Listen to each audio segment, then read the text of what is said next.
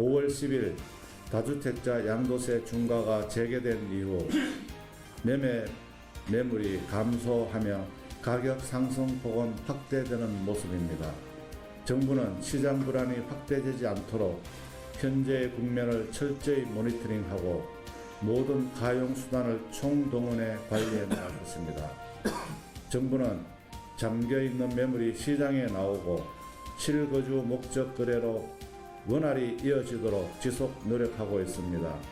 정부는 기발표된 계획이 국민의 실제 주거로 직결되도록 모든 실행 단계를 압축해서 공급 시간을 앞당기는 데 총력을 다하고 있습니다.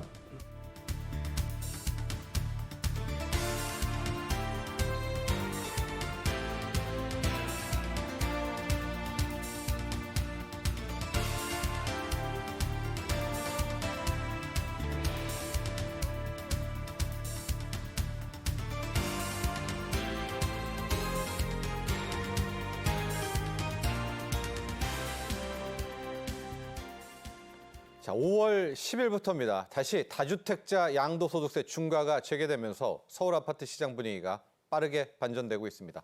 급매 물건이 소진되면서 호가도 조금씩 오르고 있고요. 자, 이렇게 되니까 정부가 바로 주택시장 안정화를 위해 팔을 걷어붙였습니다. 주택시장 현재 상황들 또 우리 정부의 대응책 자세하게 이야기 나눠보겠습니다. 김인만 부동산 경제연구소 소장 모셨습니다. 안녕하십니까? 안녕하세요. 자, 다주택자 양도소득세 중과 유예 이제 끝이 났습니다. 이제 5월 10일부터 이제 새 출발을 하게 된 건데요. 시장 분위기를 먼저 좀 봐야 될 것 같습니다. 가격 현황도 좀 보고 일부 뉴스들 또 부동산 관련 소식들을 놓고 보면 급매물들이 이제 다 들어갔다. 왜냐하면 그 혜택이 사라졌으니까요. 네네. 매물 잠김 이야기도 좀 나오고 있고 서울 강북 쪽에서는 집값도 좀 오르는 것 같기도 하고요. 현재 부동산 시장 현황 보죠.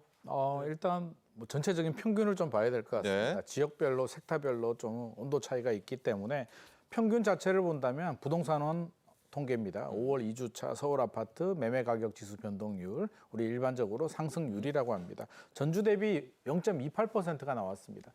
0.28%면 꽤 높아요. 우리가 0.1% 넘어가게 되면 좀 올라간다. 네. 0.3%면 많이 올라간다 정도로 표현할 수 있는데 어느 순간 0.28%까지 올라갔습니다. 한참 안 좋을 때 아마 3월에는 아마 0.05%까지도 내려왔다가 다시 이제 반등을 하고 있는데요. 강남은 마이너스도 한번 갔다 왔죠. 주간으로요. 마이너스 갔죠. 마이너스가 2달 정도 두 달, 네, 머물러 두 달. 있었습니다. 네. 그런데 지금 강남 쪽의 통계를 보게 되면 모두 다 상승 전환됐고요. 네. 송파구는 0.3%가 넘었습니다. 그래서 반등 속도가 꽤 가파른데 우리가 이걸 어떻게 해석해야 되냐면 강남 집값이 올라간다가 아니라 1월 가격으로 이제 원복이 된 겁니다. 네. 어떻게 보면 이제 스프링처럼 꾹 눌러 있다가 예. 누르는 힘이 이제 5월 9일 지나고 풀리다 보니까 다시 1월 가격으로 이제 원복이 됐다. 왜냐하면 다주택자 양도세 중과세가 이제 5월 10일부터 시행이 됩니다. 예. 규제 지역이 3주택자 이상이면 82.5% 최고 세율이 적용되기 때문에 집주인들 다주택자들이 이제 선택지가 두 가지밖에 없습니다. 하나는 나와 있는 매물을 회수하는 방법. 그래서 매물이 좀 줄어들고 있고요. 또 하나의 방법은 호가를 좀 올리는 방법이 있습니다. 어차피 안 팔리니까 호가를 올리자라고 해서 최근에 강남권에 이제 유명한 아파트죠. 원벨리 아파트가 호가가 70억이 이제 네. 나왔다. 물론 거래가 된 건 아닙니다. 70억이 나왔고 아크로 리버파크 아파트는 뭐 60억에도 거래가 됐다라고 하는데 40평형인가요?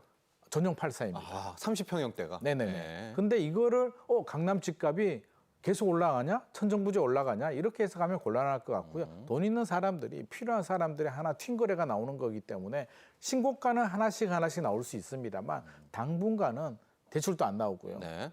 3월에 급매물 맛을 봤기 때문에 매수자들도 지금 발은 빼고 있습니다. 현장 분위기 좀 체크를 해보게 되면 한산하다, 네. 조용하다는 얘기를 많이 하고 있기 때문에 강남권은 눌렀던 힘이 약해지면서 이제 호가가 1월 정도로 다시 올라갔고 매물은 좀 회수가 되고 있습니다만 거래는 활발하지 않다. 우리가 정상적인 가격이라면 호가도 올라가고 네. 매수자가 붙으면서 거래량이 늘어나면서 가격이 올라가야 되는데 지금은 간헐적으로 신고가만 한두 개씩 나오고 있기 때문에 강남권은 그냥 이 정도 상황인데 걱정이 되는 건 이제 우리가 3분이라고 하죠. 네. 15억 아래 네. 아파트 구간 같은 경우는 6억 사실 대출 나오는 구간이죠. 6억 대출이 나옵니다.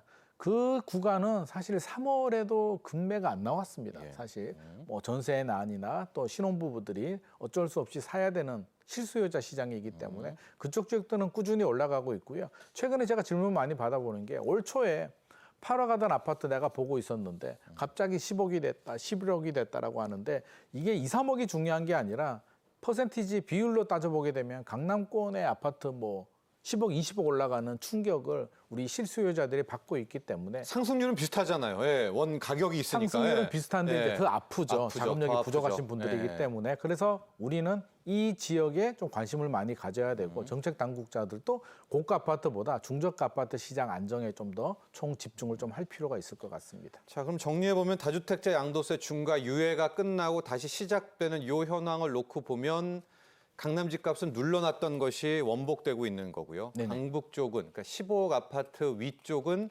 쭉씩 올랐던 그 부분들이 아직도 상승이 유지되고 있고 이제 이렇게 정리하면 될까요? 맞습니다. 네. 그렇게 지금 진행이 되고 있는 상황이고요. 평균은 이제 전체적으로 올라가고 있는 서서히 상황입니다. 올라가고 있다. 이렇게 정리를 해보도록 하겠습니다. 매물을 한번 실제로 좀 놓고 보면 이게 매물 잠김이 맞나 하는 것도 있을 텐데 실질적으로 그동안 매물이 많이 쌓였다라는 이야기를 하지 않았었습니까? 그런데 지금 매물 현황은 어떻습니까? 좀 많이 바뀐 게 느껴지나요? 일단 추세 흐름을 좀 살펴보겠습니다. 1월이죠. 대통령께서 아마 제 기억으로는 1월 23일로 제가 기억을 하는데요. 부동산과의 전쟁을 선포를 했죠. 네. 다주택자 양도세 중과세 유예 안 해주겠다라고 했는데 그 전에 서울 아파트 매물이 얼마 정도 나왔냐면 한 5만 6천, 5만 7천 건 정도 수준이었는데요. 이제 양도세 중과세가 피하기 위해서 매물을 내놔야 되니까 네. 아마 3월 중순, 3월 21일 정도에는 8만 80건까지 올라가긴 했습니다. 매물이 이제 늘어났다는 얘기죠. 팔아야 되니까요. 그러다가 이제 거래가 좀 되고 매물이 줄어들었는데 최근에 이제 5월 10일 지나고 좀 더 줄어서 가장 최근에 매물 현황을 보게 되면 한 6만 3천 건대 정도로 네. 줄어들었습니다. 1월 수준까지는 내려오진 않았죠. 그래서 1월보다는 여전히 매물이 한 10,000건, 8,000건 정도 높은 수준이고 3월보다는 한 18,000건 정도 매물이 줄어든 상황이기 때문에 일단 당연한 현상이죠. 팔아야 되는 분들이 이제 박인 세일 기간이 끝났기 때문에 매물을 회수하는 상황이고요.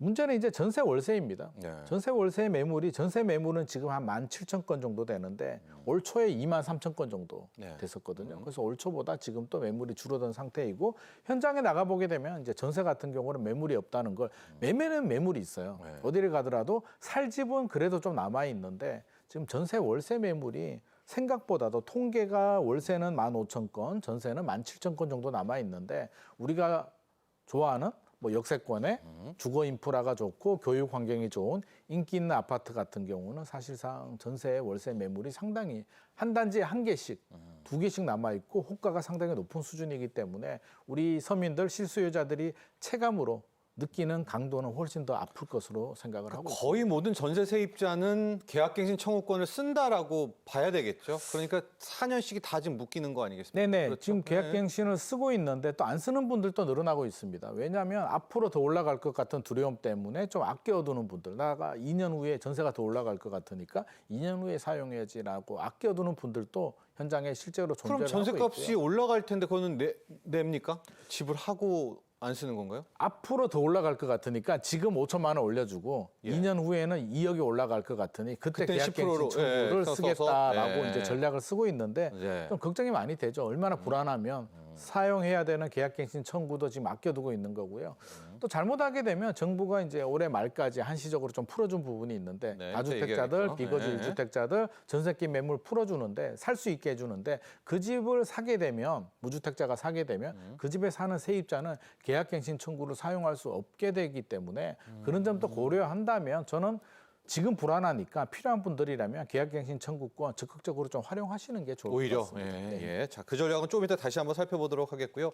자, 이렇게 이제 5월 10일 이후에 매물도 잠기고요. 강남 쪽 아파트 집값도 올라가고 이러니까 비아파트 쪽들 우리가 말하는 연립 단독주택 쪽도 들썩이고 있다라고 하는데 거래량과 가격 추이들 한번 볼까요? 비아파트 부분이요. 네, 비아파트도 올라갑니다. 이 부분도 좀 아픈 부분이죠. 우리 서민 주거 안정을 위해서 상당히 중요한 시작인데 일단 가격 상승률을 보게 되면 우리 연립주택 1월에서 4월까지 누적 상승률을 보게 되면 2.6%입니다. 2.6%가 상승을 했고요. 거래량을 보게 되면 이제 4월 거래량이 전월 대비 28.7%, 거의 28% 정도, 28%, 29% 정도 늘어났기 때문에 네. 거래량 또 늘어나고 가격 상승률도 올라간다는 얘기는 결국에는 매물보다도 공급보다도 사자는 수요가 훨씬 더 많다는 거고요. 제가 볼 때는 뭐 투자 가치, 재개발 때문에 사시는 분들도 물론 있습니다만 전세, 월세, 아파트 시장에 물량이 없다 보니까 거주를 위해서 떠밀려서 살기 위해서 예. 지금 전월세 시장으로 이제 떠밀려가는 우리가 전세 난민이라고 하는데 전세 난민이 유입이 되면서 전월세 시장 그 빌라 오피스텔의 전월세 시장도 상당히 불안한 상황이고 네.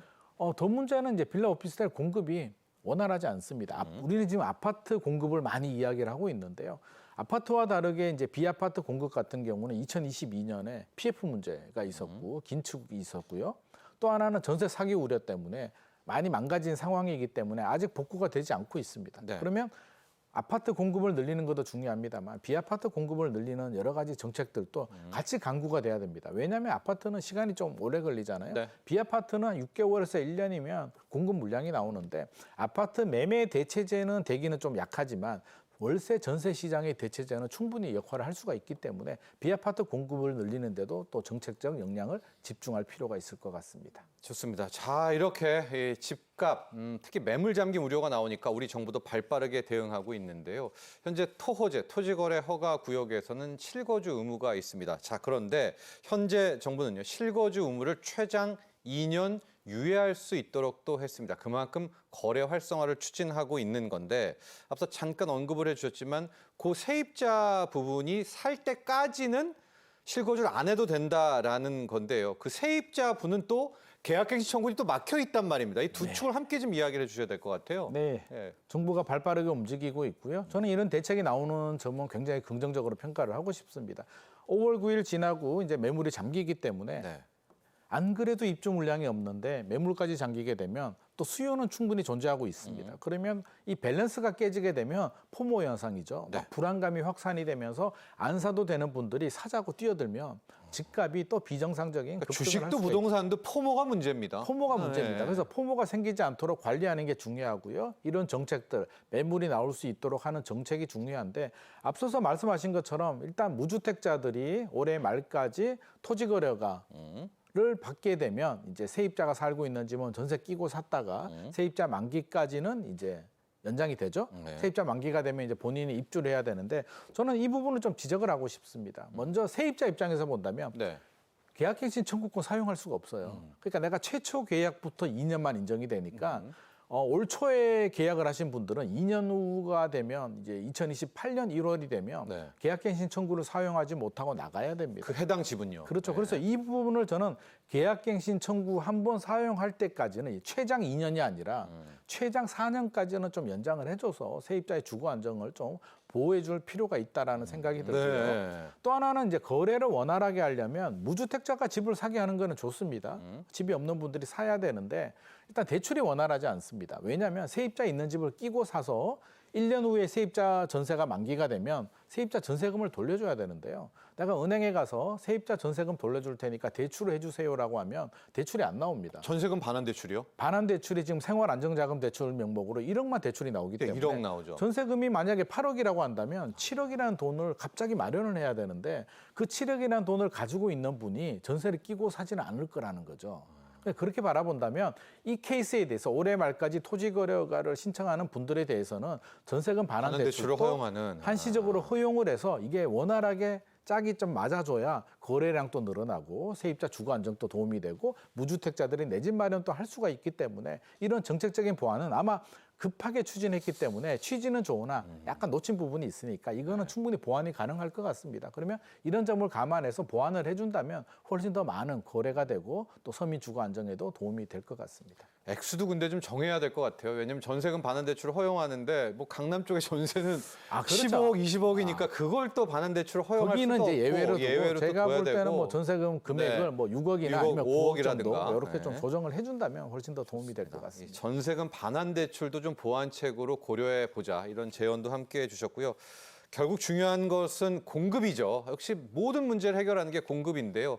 태능 CC 거의 매 정부 때마다 공급의 1순위를 나오는 태능 CC인데요. 태능 CC 쪽 지금 어떻게 되고 있습니까? 구윤철 경제부총리도 이 태능 CC 얘기도 하고 있고 참 여기만 풀리면은 숨통 트일 수 있을 것 같은데요. 이 물량이 나와서 뭐 숨통이 튄다라기보다는 저는 상징성이 굉장히 크다고 예. 본다. 왜냐하면 여기 물량이 만 세대가 나와서 뭐 서울의 공급 문제가 한 번에 다 해결될 수는 없는데 문재인 정부 시절에 가장 핵심이 태능 CC였거든요.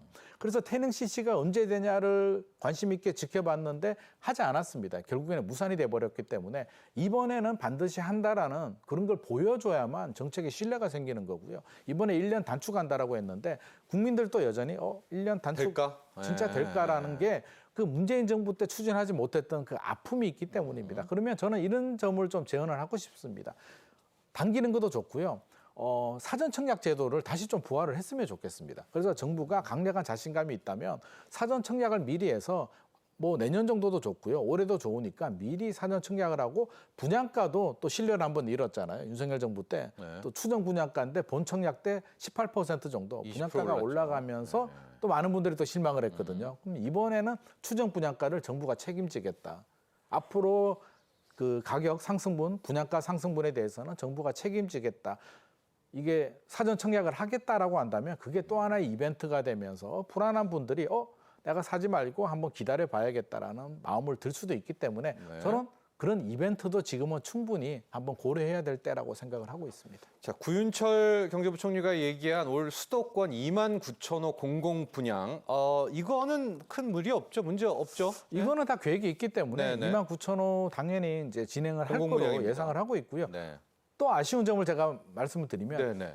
아직도 많은 분들이 잘 모르고 있습니다. 29,000호 물량이 굉장히 중요한 물량이고요. 네. 3기 신도시 물량들도 많이 포함되어 있습니다. 굉장히 좋은 물량인데 이 좋은 물량 어떻게 보면 맛있는 밥상을 지금 차리고 있는데도 불구하고 많은 분들이 그게 맛있는 밥상이 차려지는지도 아직도 잘 모르는 분들이 있기 때문에 3만 호 분양인데요. 3만 원은 꽤 많습니다. 29,000호. 신도시 하나 정도의 네, 물량이기 네. 때문에 우리 또 이 KTV 방송을 보시는 분들이라면 반드시 관심을 좀 가지셔야 되고요. 도전해야 되는 게 상당히 저렴하게 나옵니다. 지금 민간 분양들은 강북도, 서울의 강북도 전용 8사가 뭐 17억, 18억대 지금 나오고 있는데 이 공공 분양 물량들은요. 경기도이긴 하지만 경기도 인천 물량이지만 입지가 굉장히 좋고 또 택지 개발 지구입니다. 전용 8사 10억 이하로 많은 물량들이 나올 예정이기 때문에 저는 적극적으로 관심을 가지고 도전해봐도 좋을 것 같고요. 네. 납입 금액이 많거나 자격 요건이 되시는 분들이라면 불안해하지 마시고 적극적으로 도전하시되 내년, 후내년에도 계속 물량은 나올 겁니다. 공공 분양 물량 많이 나온다는 점 좀 인지를 하고 있으면 좋을 것 같습니다.